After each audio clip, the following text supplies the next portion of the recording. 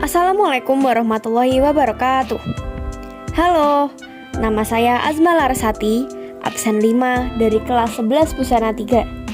Di sini saya akan membahas tentang Pancasila yang mencakup unit 1 dan membahas tentang Undang-Undang Dasar yang mencakup unit 2. Selamat mendengarkan. Di bagian Pancasila, Unit 1 membahas tentang peta pemikiran pendiri bangsa tentang Pancasila. Jadi, Pancasila itu aslinya apa sih? Dalam KBBI, Pancasila sendiri didefinisikan sebagai dasar negara serta falsafah bangsa dan negara Republik Indonesia yang terdiri atas 5 sila, yaitu 1. Ketuhanan yang Maha Esa, 2. Kemanusiaan yang adil dan beradab, 3.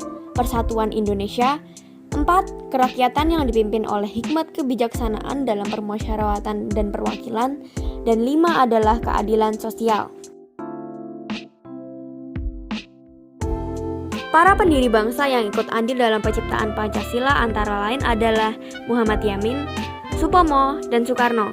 Tak hanya mereka, ada juga Muhammad Hatta, Haji Agus Salim, Ki Bagus Hadikusumo, dan lain-lain. Diskursi mereka saling menanggapi, bahkan mereka juga mempunyai pendapat yang berbeda-beda. Tetapi mereka memiliki cita-cita yang sama, yakni kemerdekaan, persatuan, dan kejayaan Indonesia. Sudah bukan rahasia bahwa Soekarno memiliki peran yang besar dalam merumuskan dasar negara Pancasila. Tetapi tokoh-tokoh pendiri bangsa yang lainnya juga ikut andil dalam penciptaan Pancasila di sidang BPUPKI. Selanjutnya, mari kita berubah fokus kepada 3 tokoh bangsa yang ikut mencetuskan ide awal dari Pancasila. Yang pertama ada Soekarno. Soekarno sendiri menyebutkan dasar-dasar Pancasila, yaitu kebangsaan Indonesia, internasionalisme atau peri kemanusiaan, mufakat atau demokrasi, kesejahteraan sosial, dan yang terakhir adalah ketuhanan. Menurut Soekarno sendiri, kebangsaan yang didefinisikan oleh Ernest Renan dan Otto Bauer dirasa tidak cukup untuk menggambarkan kebangsaan Indonesia. Soekarno sendiri memberikan contoh bangsa Minangkabau. Sesama bangsa Minangkabau merasa satu kesatuan dan merasa satu keluarga. Namun, hal tersebut hanyalah satu bagian kecil dari satu kesatuan, yaitu Indonesia. Lalu Soekarno menambahkan dasar kedua, yakni internasionalisme atau peri kemanusiaan. Internasionalisme yang dimaksud oleh Soekarno harus berakar pada nasionalisme Indonesia. Lalu, Soekarno menambahkan lagi dasar ketiga, yaitu mufakat atau demokrasi. Soekarno mengatakan bahwa negara Indonesia bukanlah merupakan negara yang mempunyai satu bangsa yang sama, tetapi Indonesia memiliki bangsa-bangsa yang berbeda. Oleh karena itu, seluruh permasalahan harus dihadapi dengan mufakat atau demokrasi untuk menciptakan lingkungan yang damai untuk semuanya. Dasar negara yang keempat yang diusulkan oleh Soekarno yaitu kesejahteraan sosial. Soekarno mengingatkan bahwa di Amerika ada suatu badan perwakilan rakyat, tetapi di Amerika kaum kapitalis tetap merajalela. Maka dari itu, Soekarno mengatakan bahwa prinsip kesejahteraan sosial wajib diterapkan di Indonesia. Prinsip terakhir yang diusulkan oleh Soekarno adalah ketuhanan. Menurut Soekarno, seluruh rakyat Indonesia harus bertuhan. Dengan prinsip kelima inilah, semua agama dan kepercayaan bisa mendapatkan tempat yang baik. Kelima dasar tersebut dinamakan oleh Soekarno sebagai Pancasila. Namun, jika ada yang kurang setuju dengan nama Pancasila, akan dipendekkan menjadi Trisila, yang berisi 3 prinsip. Jika tetap ada yang kurang setuju dengan nama Trisila, akan dipendekkan lagi menjadi Ekasila, yang berisi 1 prinsip. Selanjutnya, kita akan berganti fokus kepada ide-ide yang ditunjukkan oleh Muhammad Yamin. Muhammad Yamin sendiri menyuguhkan 5 usulan tentang negara Indonesia. Yang pertama ada peri kebangsaan.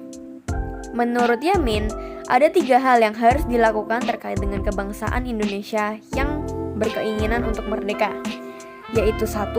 Mengenai pekerjaan anggota untuk mengumpulkan segala bahan untuk pembentukan negara. Yang kedua, mengenai Undang-Undang Dasar Negara. Yang ketiga, usaha yang dilakukan untuk menjadikan Indonesia merdeka sesuai dengan keinginan rakyat. Peri kebangsaan ini berkaitan dengan paham nasionalisme, sama seperti ide Soekarno. Oleh karena itu, Yamin menyarankan agar tatanan negara Indonesia berbeda dengan negara luar, karena aturan-aturan negara Indonesia perlu merujuk kepada tradisi, adat, agama, dan otak Indonesia, bukan merujuk kepada negara lain.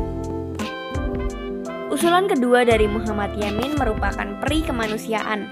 Ketika mengemukakan poin ini, Yamin tidak langsung menjelaskan makna dari peri kemanusiaan, melainkan Yamin mengatakan bahwa pergerakan Indonesia merdeka tidak saja berkaitan dengan perlawanan terhadap penjajah, melainkan juga upaya untuk menyusun masyarakat baru dalam suatu negara. Yang ketiga, ada peri ketuhanan. Poin ketiga yang disampaikan oleh Yamin ini adalah ketuhanan. Yamin tidak memberikan penjelasan panjang lebar terkait hal ini. Yamin hanya mengatakan bahwa bangsa Indonesia merdeka adalah bangsa yang berkeadaban luhur. Dan karena itu, Tuhan akan melindungi negara Indonesia merdeka. Yang keempat, ada peri kerakyatan. Indonesia yang merdeka tidak luput dari rakyat-rakyatnya yang beragam. Maka dari itu, peri kerakyatan memang seharusnya masuk dalam dasar-dasar negara Indonesia. Yang terakhir ada kesejahteraan rakyat. Sama seperti Soekarno, Yamin menjelaskan kesejahteraan rakyat ini agar rakyat Indonesia makmur. Selanjutnya kita akan beralih fokus kepada pemaparan ide Supomo. Supomo mula-mula berbicara tentang syarat-syarat berdirinya suatu negara berdasarkan konstitusi. Menurutnya, syarat pertama adalah daerah. Kemudian, Supomo berbicara tentang dasar negara Indonesia dengan mengutip sejumlah teori, seperti teori perseorangan yang dikembangkan oleh Thomas Hobbes dan John Locke. Selanjutnya, Supomo mulai membahas tentang pemaparan ide-idenya tentang dasar negara Indonesia. Mula-mula, Supomo mengatakan prinsip pertama adalah persatuan. Persatuan yang dimaksud oleh Supomo adalah persatuan hidup, kawulo, dan gusti. Persatuan antara dunia luar dan dunia batin, antara mikrokosmos dan makrokosmos, dan juga antara pemimpin dan rakyatnya. Yang kedua ada kekeluargaan. Karakteristik sosial bangsa Indonesia adalah kekeluargaan, sehingga hal ini perlu menjadi dasar bagi Indonesia merdeka. Yang ketiga ada keseimbangan lahir dan batin. Menurut Supomo, setiap manusia dalam pergaulan sosial memiliki kewajiban hidup sendiri menurut kodrat alamnya. Dan kesemuanya itu ditunjukkan untuk mencapai keseimbangan lahir dan batin. Yang keempat adalah musyawarah. Menurut Supomo, seperti Soekarno juga menganggap masyarakat Indonesia memerlukan musyawarah sebagai penengah suatu masalah. Yang kelima ada keadilan rakyat. Setiap pemimpin mulai dari kepala desa sampai yang paling tinggi harus bertindak sesuai dengan prinsip keadilan dan cita-cita rakyatnya. Selanjutnya, kita akan menonton contoh dari rapat BPUPKI yang membahas tentang dasar-dasar negara.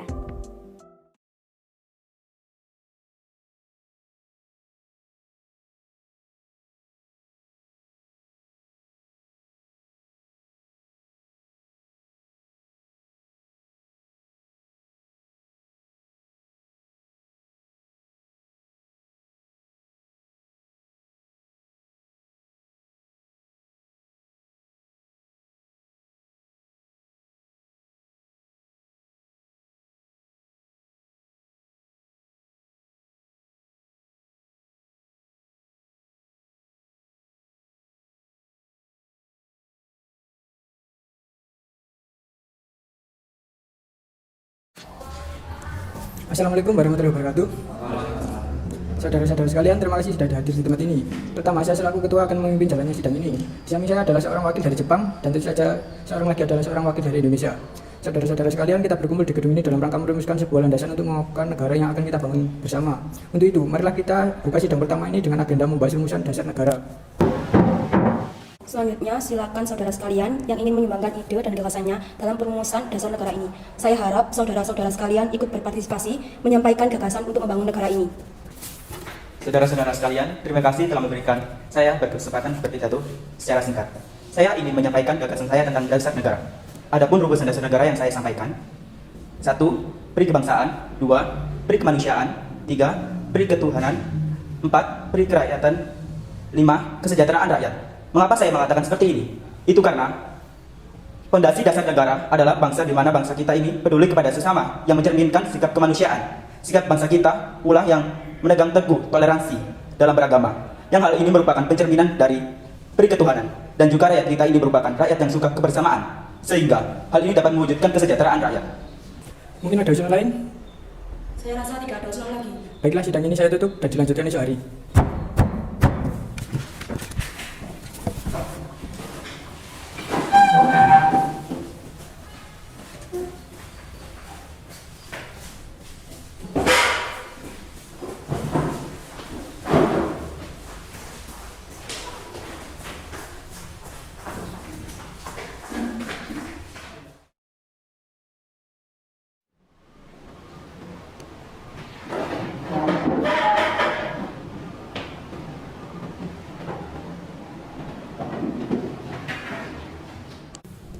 Assalamualaikum warahmatullahi wabarakatuh. Baiklah, langsung kita lanjutkan sidang hari kedua. Selanjutnya, silakan kepada anggota yang lainnya untuk menyampaikan gagasannya.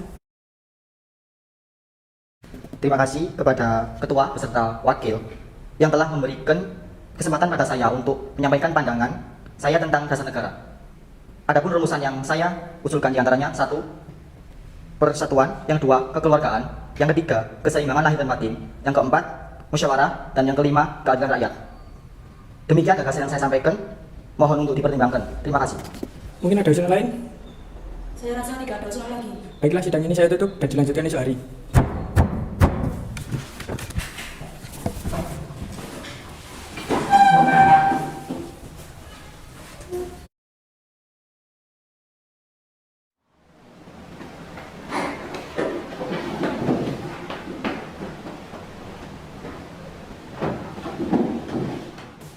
Assalamualaikum warahmatullahi wabarakatuh. Baiklah, langsung kita lanjutkan sidang hari ketiga.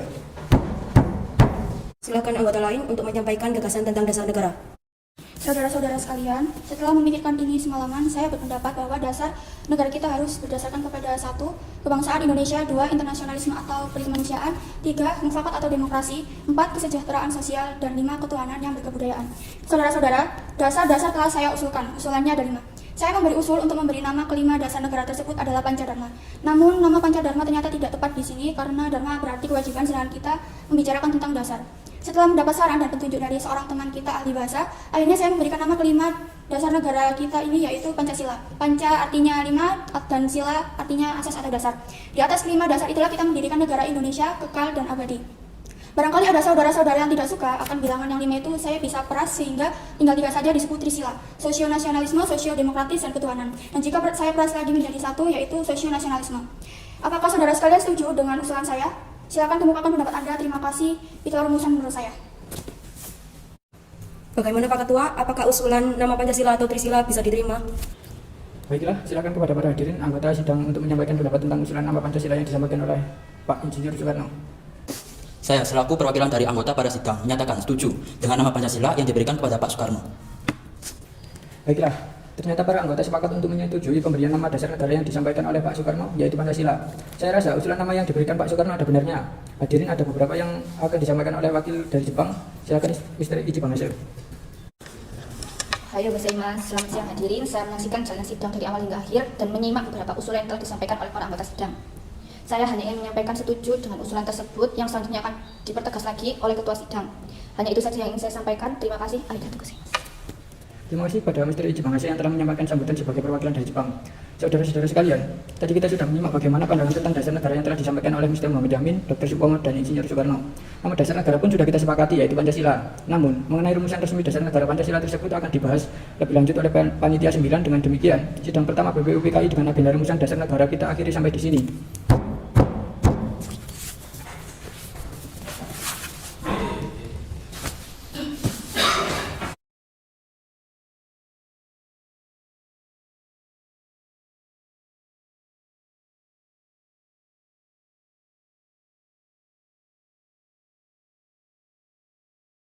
Selamat pagi, salam sejahtera bagi kita semua yang terhormat panitia dan anggota-anggota Dokumentu Junbi Tosaka yang berbahagia. Marilah kita memanjatkan puji syukur kehadiran Tuhan Yang Maha Esa bahwa kita semua dapat hadir di sini tanpa halangan suatu apapun. Saya selaku ketua mengucapkan terima kasih yang sebesar-besarnya atas kehadiran tuan-tuan sekalian. Dan sambutan pembukaan saya ini, saya umumkan bahwa sidang BPUPK yang kedua ini resmi dibuka. Sekian sambutan yang dapat saya sampaikan. Bila ada salah dan kurang dari tutur kata saya, mohon maaf. Terima kasih atas perhatian tuan-tuan sekalian. Tuan Ketua, saya di sini akan menyampaikan usulan-usulan yang telah saya terima selaku Ketua Panitia Kecil yang telah dibuat setelah sidang BPUPKI pertama. Usulan-usulan yang dapat saya terima adalah: 1. Usulan mengenai dasar negara, 2. Mengenai unifikasi atau federalisasi, 3. Mengenai keuangan, 4. Tentang agama dan negara, 5. Tentang pembelaan negara, 6. Tentang warga negara, 7. Tentang bentuk negara dan kepala negara, 8. Tentang daerah, dan yang 9 adalah meminta merdeka selekas-lekasnya. Paduka Tuan Ketua, saya juga akan mengumumkan bahwa adanya tambahan anggota baru, yaitu anggota Fatah Hasan, Asikin Nata Negara, Suryo Hadi Jojo, Muhammad Nur, Besar, dan Abdul Kafar. Saya mohon dari tuan-tuan anggota sekalian, oleh karena itu kita menghadapi saat yang suci. Baiklah kita mengheningkan cipta, supaya janganlah hati kita dipengaruhi oleh sesuatu hal yang tidak suci, tetapi dengan segala keikhlasan menghadapi keputusan bentuk negara yang akan didirikan. Dengan hati yang murni, yang tidak terpengaruh oleh sesuatu maksud yang tidak suci. Oleh karena itu, saya mohon kepada paduka tuan-tuan sekalian, sukalah tuan-tuan menunduk di hadapan hadirat Allah Subhanahu wa Ta'ala untuk meminta doa. Usul itu kita turuti dan saya minta marilah kita menghenikan kita supaya mendapatkan pikiran yang suci dan murni dalam pemilihan. Bagi anggota yang muslim, mari kita membaca Al-Fatihah untuk memulai persidangan BPUPKI yang kedua ini. Sedangkan yang non-muslim berdoa sesuai dengan keyakinan masing-masing. Berdoa mulai. Mari kita mulai pemungutan suara dengan cara voting. Mengapa dengan cara voting? Mengapa dan musyawarah mufakat saja? Karena dengan voting kita bisa memutuskan masalah dengan adil. Kita juga dapat berpendapat apapun karena kita tidak melakukan kata-kata yang tidak betul. Marilah tuan-tuan kita lakukan voting untuk menentukan bentuk negara. Tuan Ketua, kami sudah mengetahui bahwa ada 64 sistem yang memilih republik. Ada 55 sistem, 6 kerajaan, lain-lain 2, dan 1 belangko. Saya mengucapkan terima kasih atas pekerjaan komisi. Anggota sekalian sudah mendengar bahwa telah dipilih oleh sidang Dokumentu Junbi Tosaka yang kedua kali ini.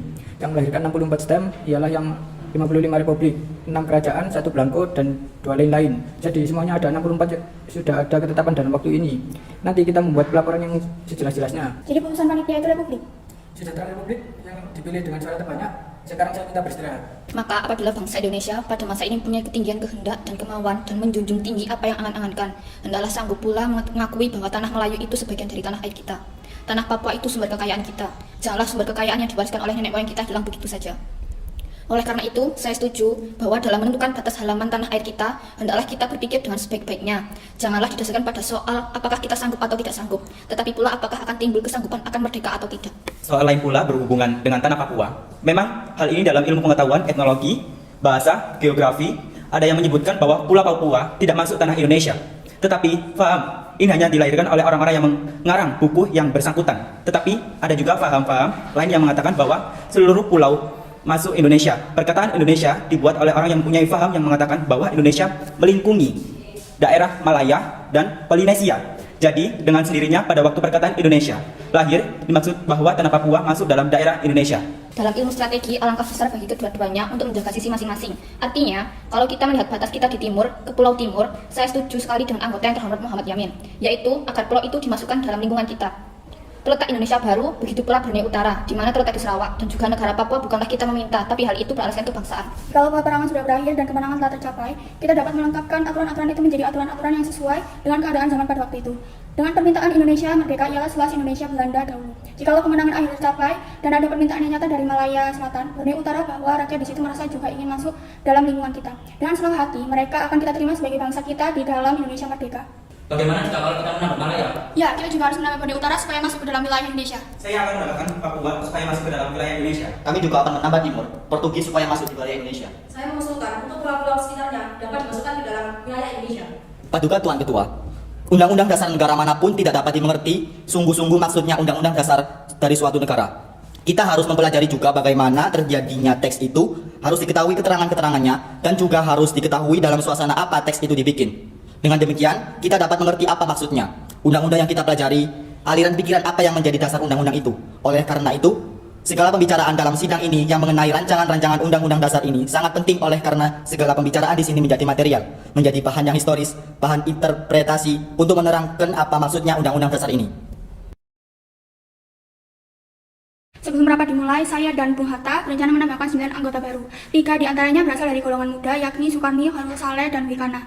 Namun karena para golongan muda masih menganggap bahwa PPKI adalah badan buatan Jepang, maka mereka mengundurkan diri. Oleh karena itu, 6 anggota baru kita yaitu Wiranata Kusuma, Ki Hajar Dewantara, Mr. Kasman Singadimejo, Sayuti Melik, Mr. Iwa Kusuma Sumantri, dan Mr. Ahmad Subajo. Ki Bagus Andi Kusumo, Ki Haji Wahid Hasim, Mr. Kasman Singadimejo, dan Mr. Tengku Muhammad Hasan. Tolong kalian akan membahas kembali Piagam Jakarta, khususnya mengenai kalimat ketuhanan dengan kewajiban menjalankan syariat Islam bagi pemeluk-pemeluknya. Sebab kalimat ini telah menyebabkan pemeluk agama lain menjadi keberatan terhadap kalimat itu. Bagaimana dengan kalimat ketuhanan yang Maha Esa? Saya setuju dengan kalimat itu. Baiklah, kita ganti kalimat sebelumnya dan kalimat tersebut. Baiklah, mari kita ke agenda kegiatan kita selanjutnya. Sekarang, mari kita membahas pasal-pasal dalam rancangan Undang-Undang Dasar. Baiklah, ini saatnya sidang untuk menetapkan Undang-Undang Dasar Republik Indonesia yang di dalamnya memuat Pancasila sebagai dasar negara Indonesia. Acara pertama dalam rapat ini yaitu pemilihan presiden. Apakah ada usulan dari para anggota mengenai pilihan presiden? Saya ingin mengajukan usulan. Menurut saya, pemilihan presiden sebaiknya dilakukan secara aklamasi. Saya mengajukan I.S. Soekarno sebagai presiden dan Dr. Andes Muhammad Hatta sebagai wakil presiden. Apakah para hadirin setuju? Karena masih ada waktu, bagaimana kita lanjutkan dengan perundingan untuk membentuk sebuah komite nasional untuk membantu presiden selama majelis permusyawaratan rakyat dan dewan perwakilan rakyat belum terbentuk. Bagaimana? Rapat ini ditutup, saya minta tolong pada 9 anggota baru yang bersedia untuk bertindak sebagai panitia kecil untuk membahas hal-hal yang meminta perhatian mendesak. Saya juga mohon kesediaan Oto Iskandar Dinata untuk bertindak sebagai pemimpin panitia kecil ini. Apakah Anda setuju? Saya bersedia, Pak. Baiklah, rapat pada hari ini kita tutup. Rapat akan dilanjutkan pada tanggal 19 Agustus 1945 pukul 10 pagi di gedung Jo Sang-in. Saya harap kehadiran para anggota dan ketetapan waktunya. Terima kasih. Selamat pagi. Pada pagi hari ini kita akan membahas hasil kerja panitia kecil. Hasil kerja kami dapat Anda lihat pada selembaran yang telah kami bagikan. Apakah ada yang tidak berkenan? Tidak ada. Baiklah, kalau begitu saya sampaikan hasil kerja yang telah kita sepakati bersama secara garis besar. Pertama, pembagian wilayah Indonesia menjadi 8 provinsi beserta para calon gubernurnya, dengan 2 daerah istimewa yaitu Yogyakarta dan Surakarta. Kedua, pembentukan Komite Nasional Daerah. Selanjutnya, kita akan membahas laporan hasil kerja panitia kecil. Panitia kecil mengusulkan dibentuknya 13 kementerian. Bagaimana? Apakah ada yang tidak berkenan atau ingin menyampaikan pendapatnya? Bagaimana kalau kita membentuk 12 kementerian dengan 1 menteri negara? Itu akan jauh lebih efisien. Saya setuju dengan usulnya, itu akan jauh lebih efisien. Baiklah, maka kita akan membentuk 12 kementerian dengan 1 menteri negara. Selanjutnya, kita akan membahas masalah-masalah kebangsaan.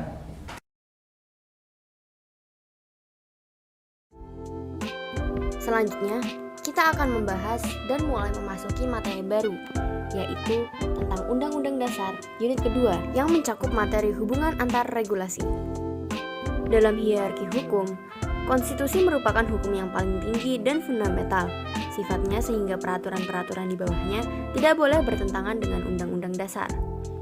Hal ini sudah diatur pada Undang-Undang Nomor 12 Tahun 2011 tentang pembentukan peraturan perundang-undangan. Jenis hierarki peraturan perundang-undangan terdiri atas: pertama, Undang-Undang Dasar Negara Republik Indonesia tahun 1945. Yang kedua, ada ketetapan Majelis Permusyawaratan Rakyat. Yang ketiga, ada undang-undang atau peraturan pemerintah pengganti undang-undang. Yang kelima, ada peraturan pemerintah. Yang keenam, ada peraturan presiden. Selanjutnya ada peraturan daerah provinsi. Dan yang terakhir ada peraturan daerah kabupaten atau kota. Begitulah akhir dari video kali ini. Terima kasih telah menonton dan mendengarkan. Wassalamualaikum warahmatullahi wabarakatuh. Lagunya biasa aja bisa nggak? Lagunya nggak usah